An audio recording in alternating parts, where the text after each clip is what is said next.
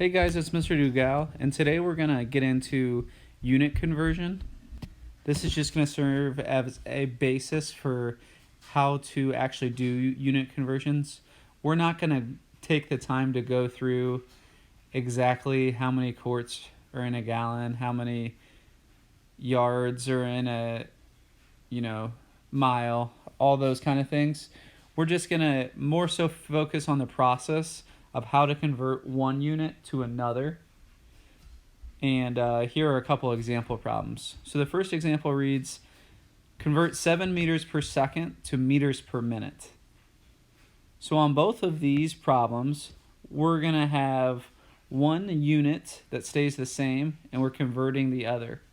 As you get into more advanced unit conversion, into more middle school math, it will ask you to convert both the top and the bottom at times, both the numerator and the denominator. So in this case, meters is left the same, so we don't have to worry about that. But we are converting seconds to minutes. So we know that there are 60 seconds in 1 minute.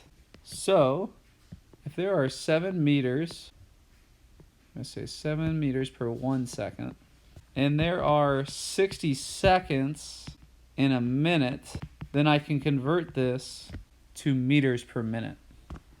Now the thing that is most important when it comes to this is if I am first given seconds on bottom, I need to write out seconds on top in order to get them to cancel.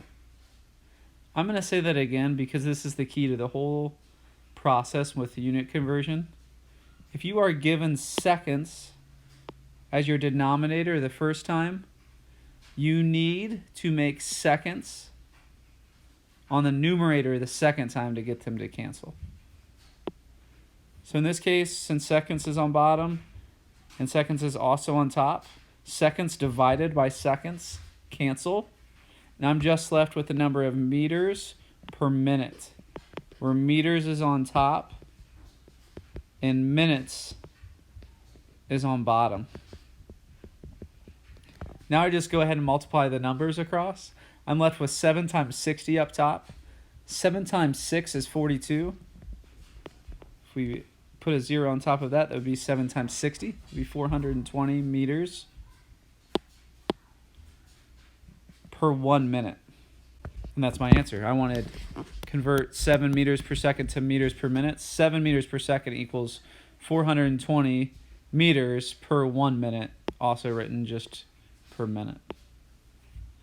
Okay, and number 2, I'm given convert 558 meters per second to how many kilometers it is per second. And I know that there are 1,000 meters in 1 kilometer. Now, I said in the first example that the most important part of the unit conversion process is to have, for example, seconds on the denominator in number 1. You need to have seconds on the numerator in order for it to cancel in our second rate. I'm going to give an example where we accidentally mess that up, show you the problem if we don't do that. So at first we have 558 meters per second. 558 meters per 1 second. And I know that there's 1,000 meters in a kilometer. Okay, I want you to see if you can catch the error that Mr. Dugal just made.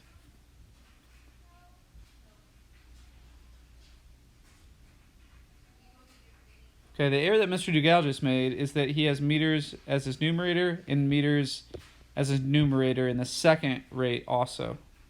So our meters don't cancel. This will not give us a correct answer.